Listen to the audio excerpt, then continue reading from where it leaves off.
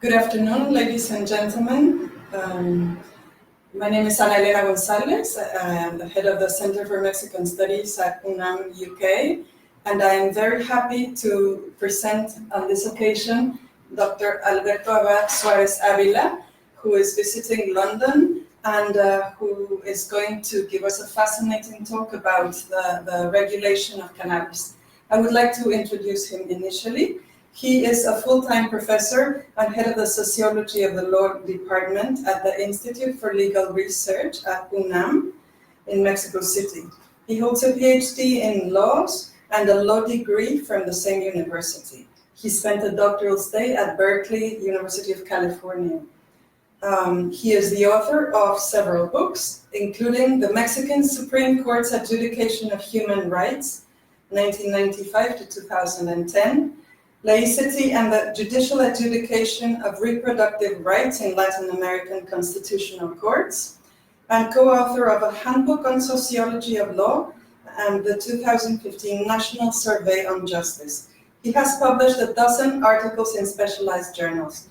He has served as consultant on human rights for national and international bodies in Mexico, the USA, and Latin America.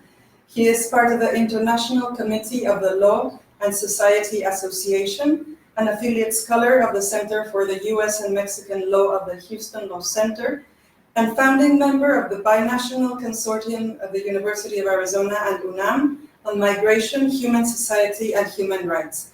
He speaks Spanish, English, and Portuguese, and we are very, very proud to have you here with us in order to discuss this very polemic topic, which is very current in London. London has been in the discussion about the legalizing of cannabis, and we know that in Mexico this is going on as well. So to begin with, would you like to give us a context about the history of cannabis consumption and how it has changed with time? Yeah, sure. Thank you very much, Anna, for the invitation. I'm very happy to be here at the Mexican Center in King's College, London.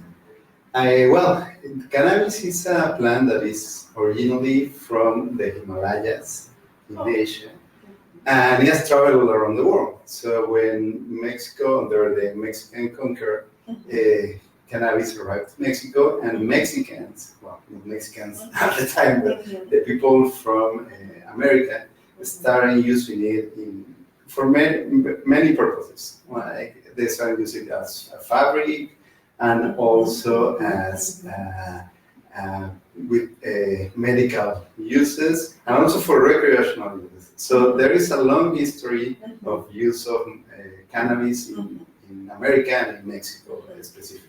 We have a song, right? We have a song, yeah, and we have several novels that talk about this from the 19th century or early 20th century. Yeah, okay. And the funny fact is that during most of this time, the use of cannabis was completely allowed, not only in Mexico, but in the whole continent, the whole world. But starting in the 20th century, after the First World War, the nations started to worry about regulating not only cannabis, but many plants that have uses that were strategic for military effects. So cannabis was one of them. And it wasn't clear that the regulation was going on the path of prohibition until the end of the First World War. But it started to be very quickly. The countries started to worry about this. It was considered a military asset. So the countries, and especially the United States, started to push for a very strict regulation and push for prohibition.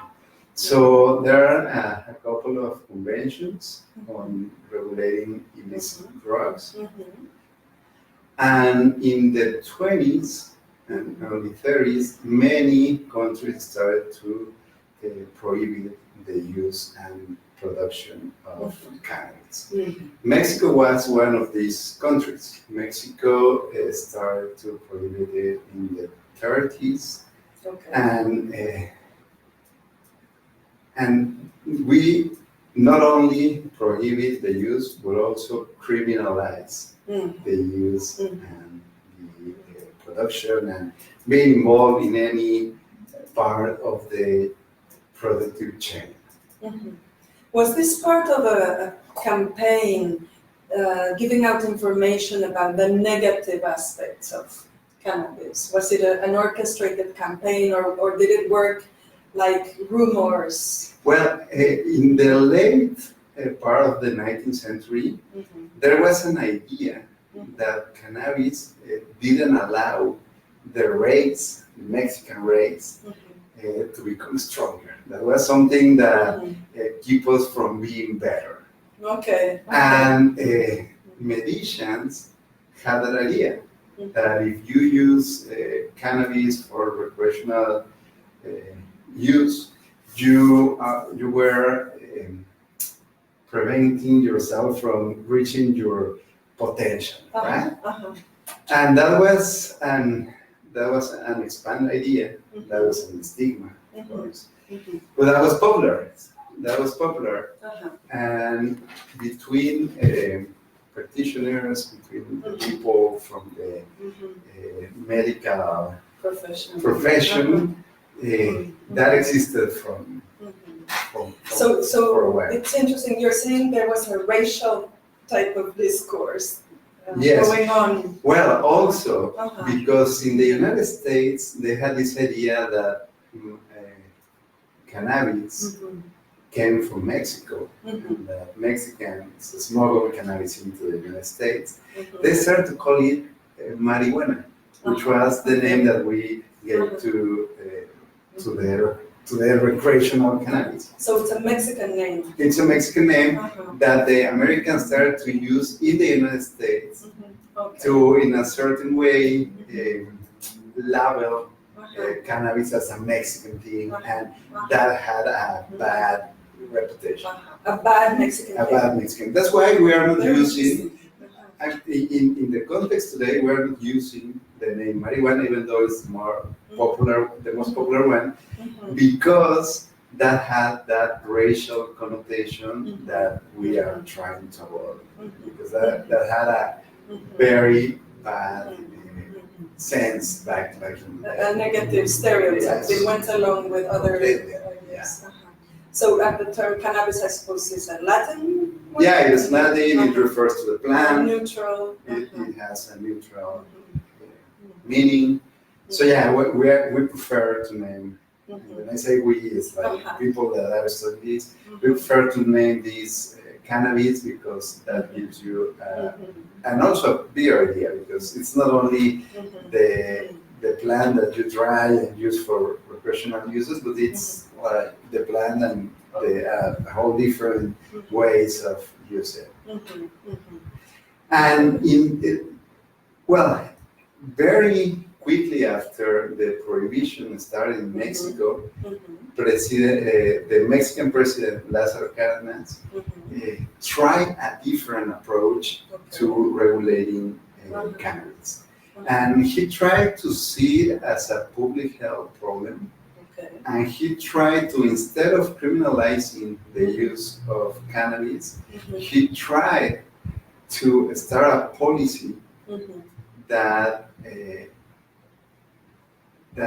was looking for treating and helping people that have an abusive consumption of cannabis. But that was not welcome in the very progressive. Yeah, in that time that was very progressive. But that was not popular in the hemisphere. And the United States was not very happy with that, and they pushed very hard to change that strategy, because they were very worried that that was not the correct way to tackle this. Why? Was it too slow? Was it too costly? Or I think the stigma was that big that it was not, they didn't want to try that path because it was an idea that the criminal law was more effective than other options. So after that? We went back to the prohibition and criminalization, and for a while it was prohibited and it was criminalized in Mexico, but it was not until the last decade that Mexico started to have a very strong policy against drugs that was named the war on drugs. So for many decades, we can say that it was tolerated in a way, that it was not a very important policy in Mexico. In the 90s, it started to be. In the 90s, we also started to learn about all these, 80s and 90s, we started to learn about these capos in Mexico and about cartels. But it was not until the last decade that Mexico started the so-called war on drugs that proved to be very, very dramatic on our reality. That proved to be something that left us with over 100,000 people killed, over 4,000 people disappeared, and it was centered and focused on combat the traffic of illicit drugs, and one of these illicit drugs was cannabis. So for us, I think it's very important to change this focus that started 100 years ago and to try to tackle the abusive use of cannabis with a different perspective, and also to try to approach to the plant with a different perspective. And we've seen in the last years, not only in Mexico, but in the region, in North America, that there is a different focus on how to regulate cannabis. So you think that the present climate, which aims at a regulation, is a direct consequence of a re-evaluation of the war on drugs approach?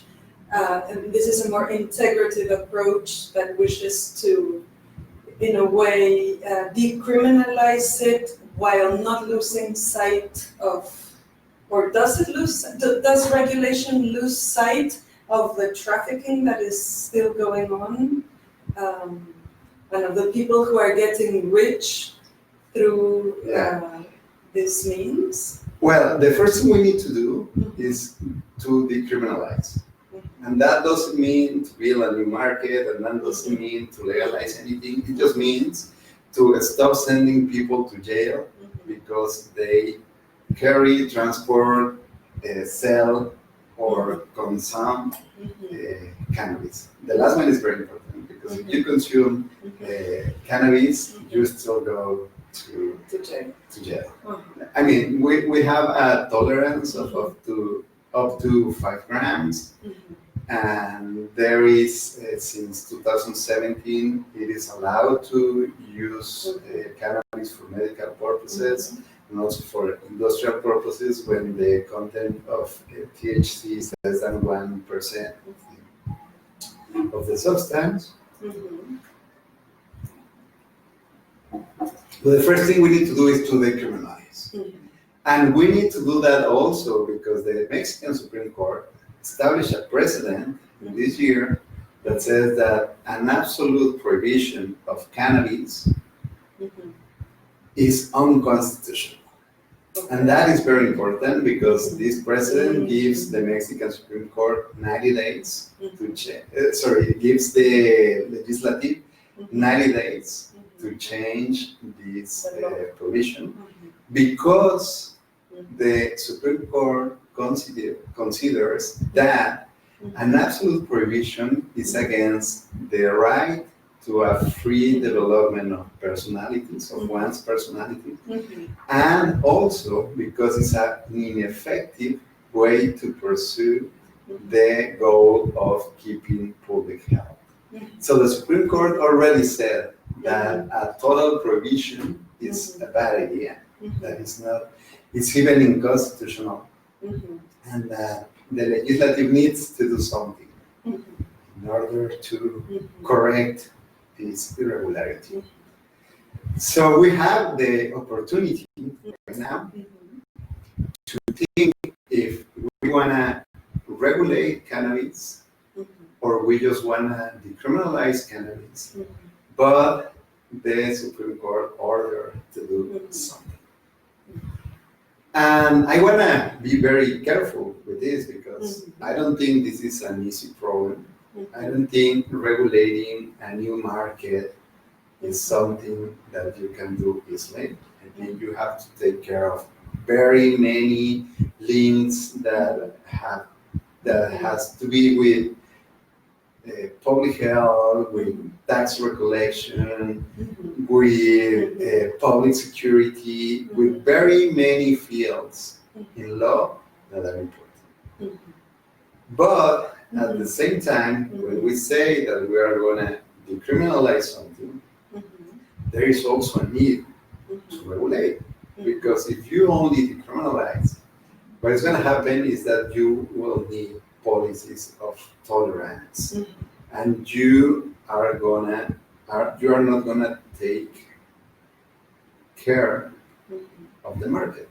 We're just going to be there in the sidewalk, watching everything happening. But if you try to regulate, you have to do it in a fashion that helps you to control the market, to also prevent risks, and establish a system that works better in behalf of protecting the public health and the public security.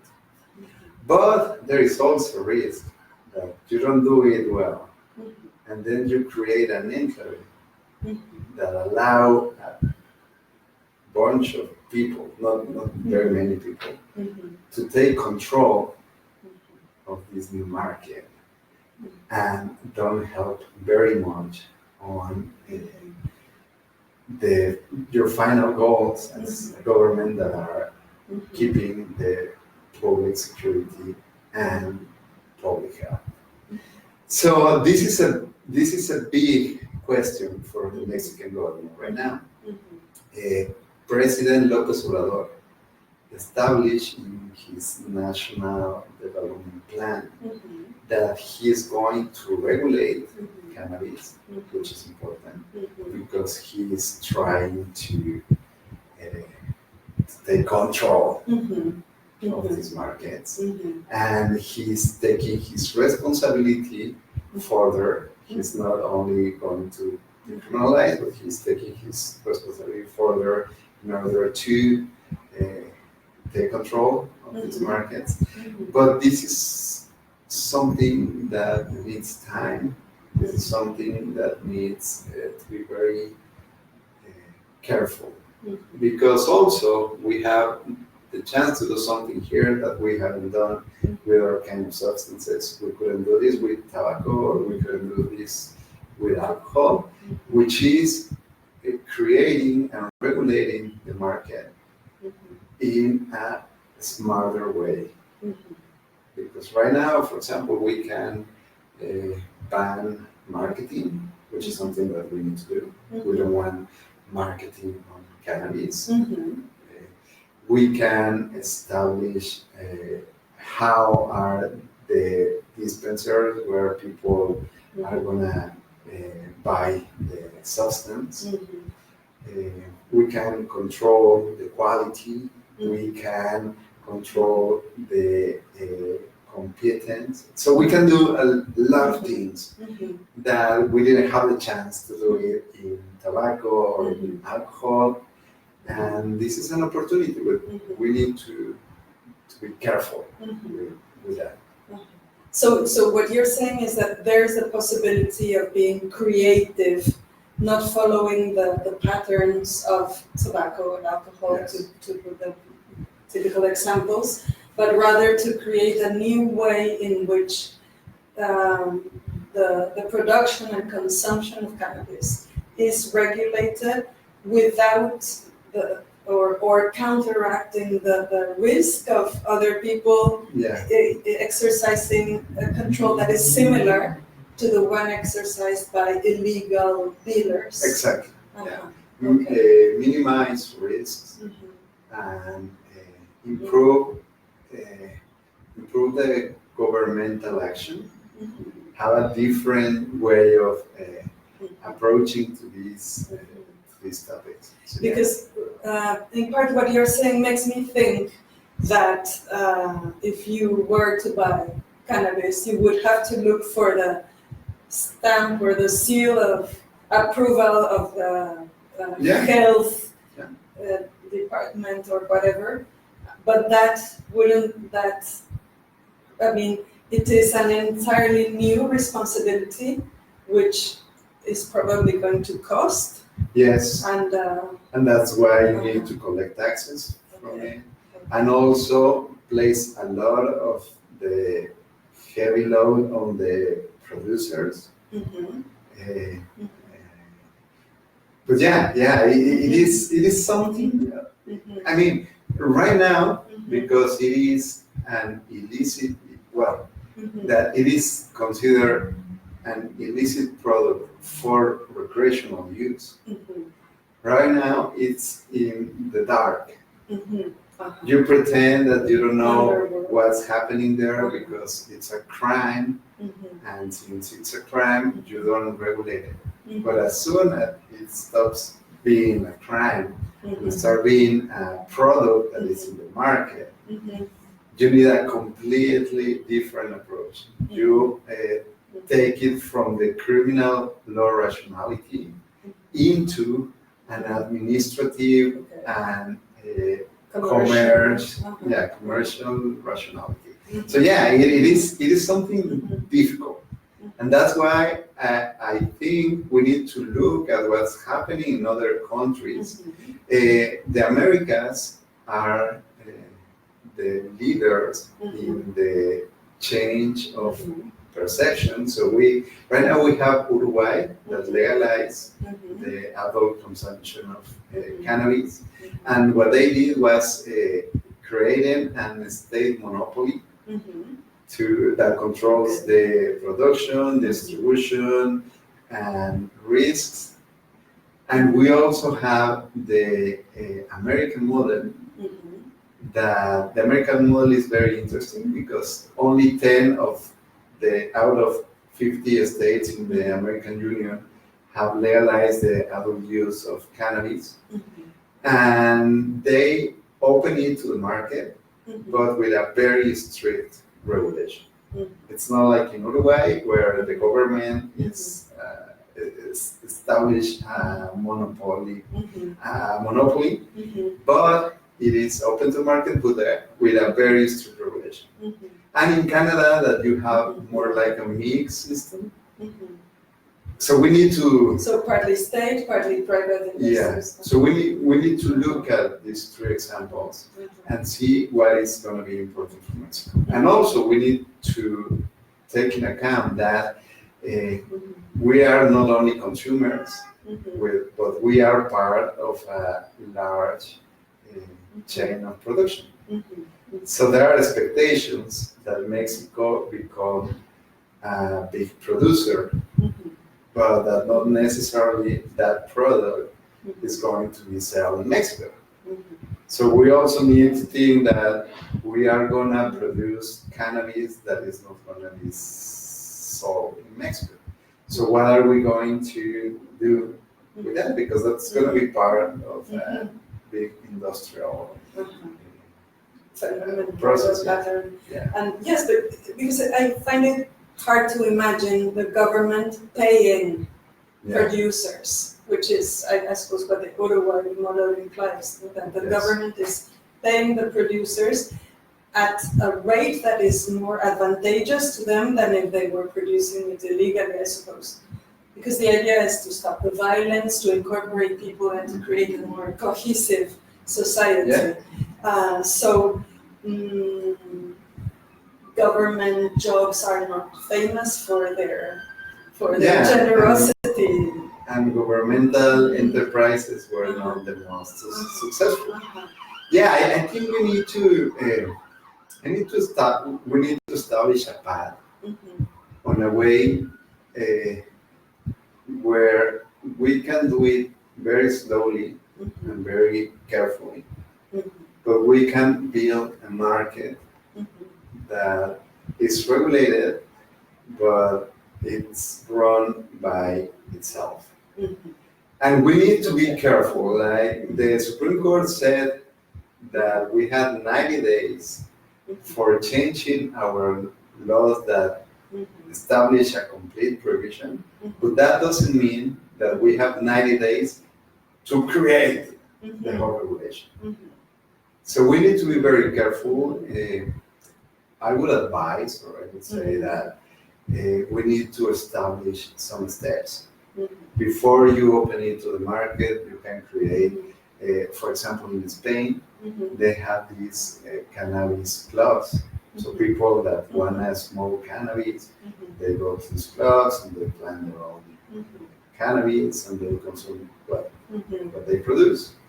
And we can do that. We can try with that for 1, 2, 3 years, and then try to see if we can open it a bit more. We don't need to open it at once. And I'm a little bit worried about this because there are 2 initiatives in the Mexican Senate that are proposing to regulate and that are proposing to open the markets.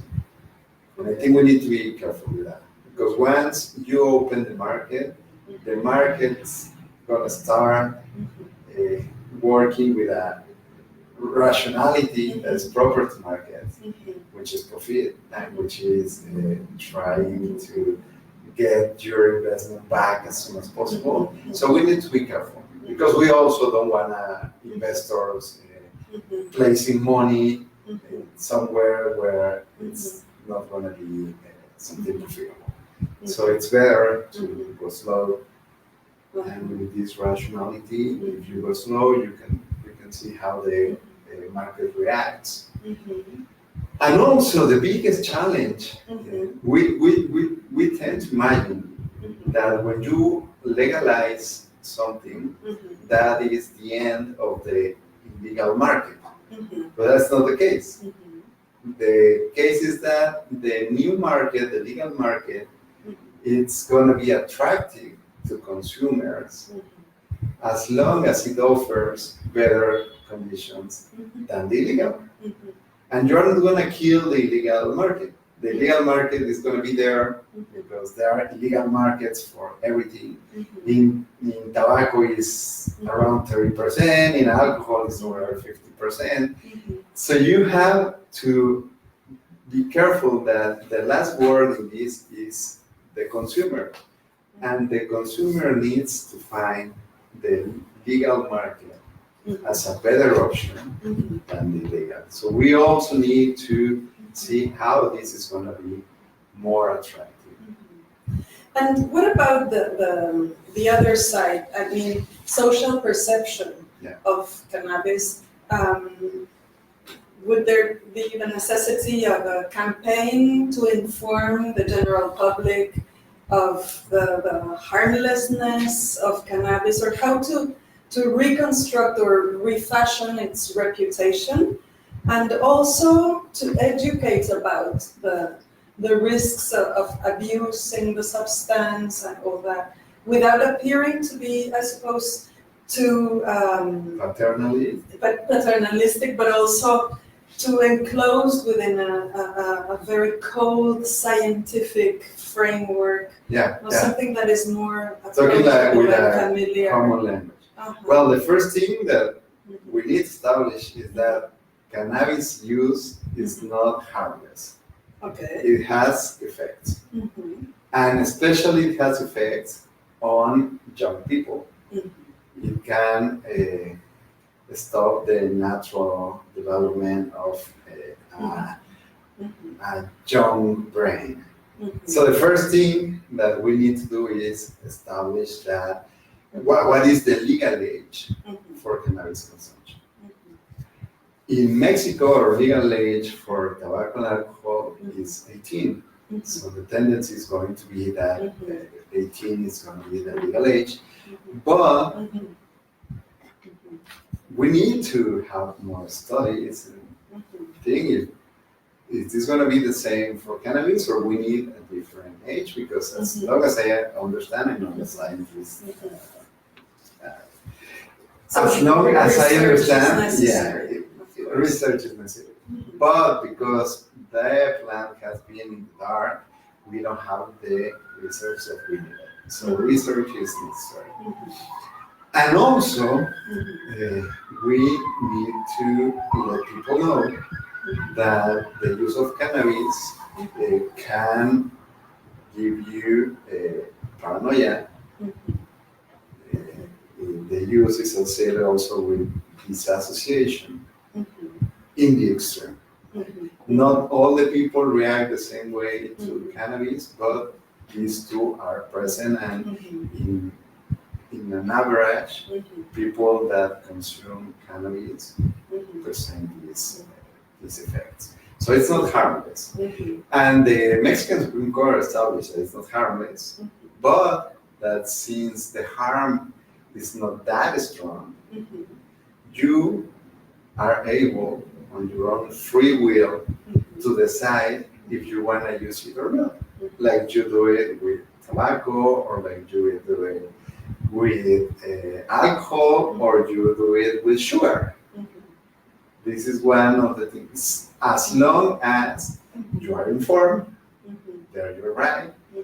As long as your information's quality is good enough to take these kind of decisions, as long as you have the free will to do it, and you are capable of taking these decisions. So yeah, that's going to be very important, and that is going to be a governmental duty for sure. That is something that the government is going to do. And we've thought about this, like who is going to be in charge of this? And the other day we were talking with our colleagues in the Institute, and someone said that it shouldn't be the health ministry, but the education ministry. Oh, very interesting. And that's very interesting because it's better if you teach kids in school about the risks of using cannabis, because then you reach a larger audience, but also because these kids are going to be potential users. So I think that was a very interesting proposition, that it's the Secretary of Education, the one that is in charge with this. I think it's a very, very creative approach to it. And, it's the same with sexual health, for example, right? It's better if you teach sexual education in school than anywhere else. So probably it's the same with this. We also need to know how to prepare our foods and a lot of things that the schools are not teaching right now, but that could be something very good for having a better quality of life. Yes. Well, all of this is very, very suggestive. And another question that comes up is regarding the effect of this regulation on other and harder drugs, whether there's going to be a consequence in that direction, or are we to expect a regulation for those as well, like having special places for consumption, or what do you envision for the effects on other drugs? All other illicit drugs have to follow the same path, not the same regulation, but the same path. The governments have to control the markets Many of them have health uses. So as a right that we all have is the access to the cures and remedies for our diseases. So some of them have very interesting medical uses. And the government needs to be able to let people access to these kind of substances when they need them, but also they need to tackle them the illicit and illegal markets. And the best way that you can do that is taking control of the markets by regulating them. But I think we need to go slow. I think we can start with cannabis and then with other drugs. And creating a legal market doesn't mean you are going to stop fighting organized crime. You need to continue. You need to continue fighting organized crime with a smarter way to do it. For sure, the strategy of a frontal confrontation is not a good strategy. There's been proof that you don't kill a cartel. You just kill people, but the cartels attract people, and unemployment makes people go to try to find different sources of income with a better strategy. But you still need to fight organized crime. You still need to do it, and you still need to do that, not only with drugs. There is organized crime in many fields. One that is very important is drugs, but you still need to do that. You still need to do it. At the same time that you are trying to control markets, and at the same time that you are trying to use these substances and products in the benefit of the population. Yes, we were discussing the other day the question of sustainability and how one of the pillars of sustainability is social integration. Yes. So what sort of strategy do you envision to, let us say, not fighting organized crime, but rather incorporating all sectors of the population in a harmonious manner so that they notice or realize that their benefit should not be exclusive, but that everybody should have. That's very important. Well, first, the people that have suffered the worst of these war drugs is the people that is in jail right now, and the people that suffer from that violence. So you need to think what are we going to do with those people, because it's important that in a way we can include them or give them some kind of repair, because reparation. Yes. Because that is going to be important. And the second part is that there are also people that have not suffered from jail or suffered from violence, but have suffered to be in the dark and to live out of law because of what they did was illegal. And especially I'm thinking about the farmers and the people that work in, not the seller in the city, but people that work in the country. And for those people, you need to give some kind of inclusion, because that's important. Try to create policies that let them be part of this new field in good conditions. But that's a very sensitive part of the agenda. But for sure, it's going to be very important, because if you look at the rural life in Mexico City, in Mexico, it's broken. There are states that heavily relied on this the production of cannabis that now are complete drama. So we need to do something there. We definitely need to do something with these people. And the first thing we need is decriminalize, and the second one is, as you said, how they are going to be reincorporated to society. Excellent. Yeah. Well, I wonder if there are any questions from the audience, or if not, well, I have many questions. Yeah, sure. But they have got to do with historical processes, Yes. and the examples that we have seen in the past. And this has got to do with whether the fact that Mexico manages to arrive or to achieve these regulations, how do they have to be coordinated at a global level? Because now we have to conceive of problems not just at a national level.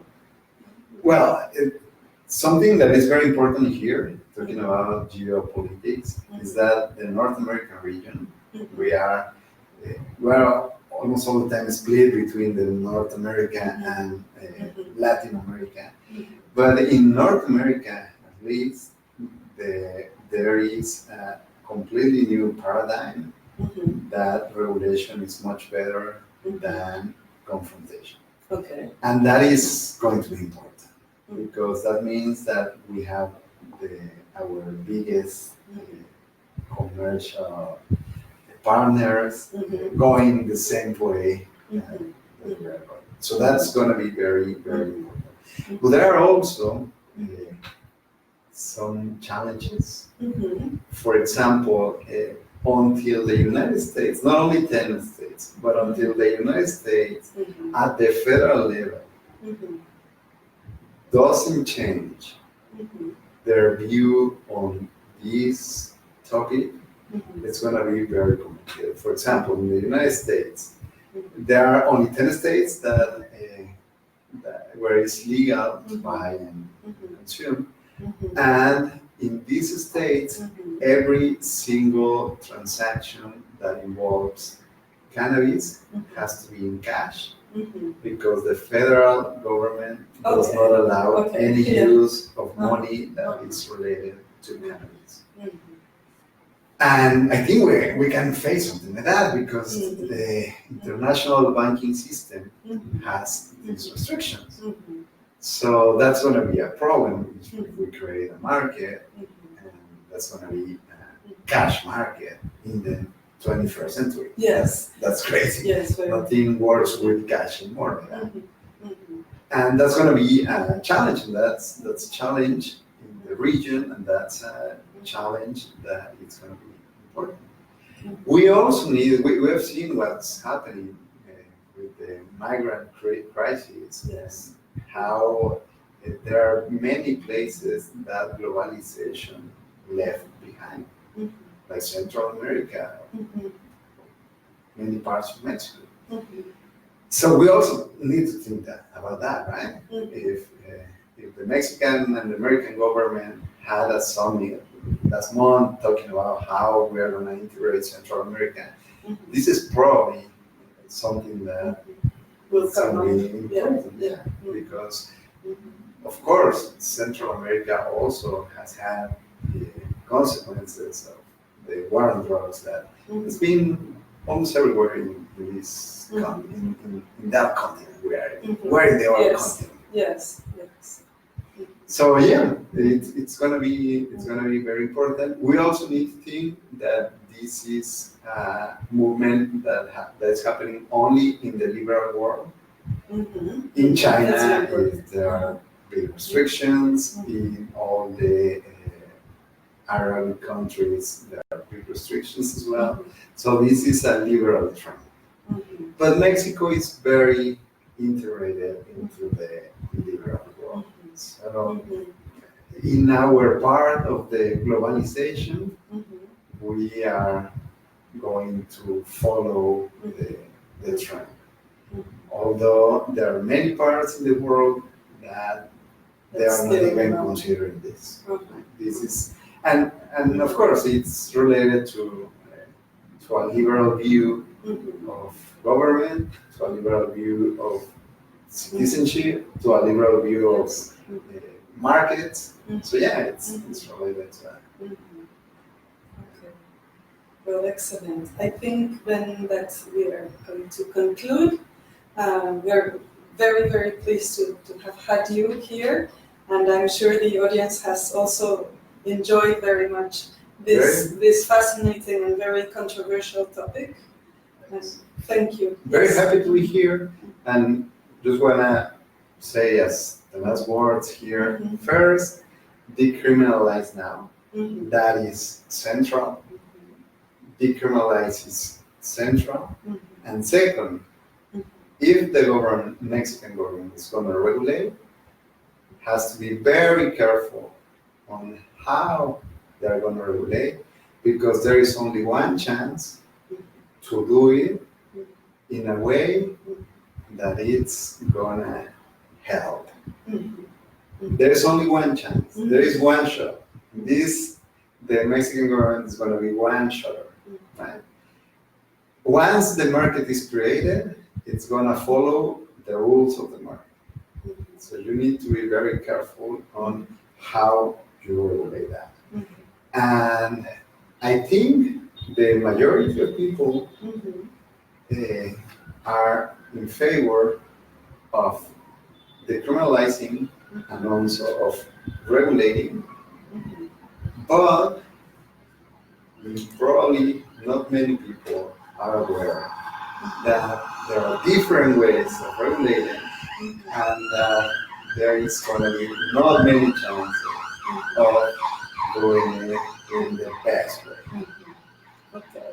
Okay. Thank you very much for Thank the you. invitation. I'm very happy to share this table On the contrary. and Thank this you. tea. Thank you very with much. you. Excellent. Very British. Thank you very much. Thank you for being with us today. And we'll say goodbye for now.